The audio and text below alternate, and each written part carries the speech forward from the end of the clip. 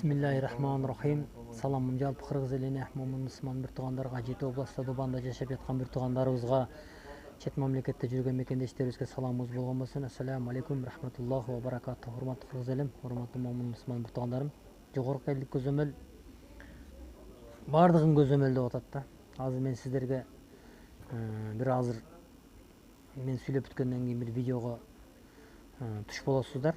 Көрсөңүздөр, биздин кыргыздар эмнени эле кылып берип атасыңар, мен түшүнбөйм де, тооба кылдым. Бизде заман бузулду дейбиз да, бизде жок, бизде эл бузулду, элдин пейили бузулду. Жаш балдар бир болбогон кылыктарды көрсөтүп атат да. Ал бул мен азыркы көрөсүздөр видеону.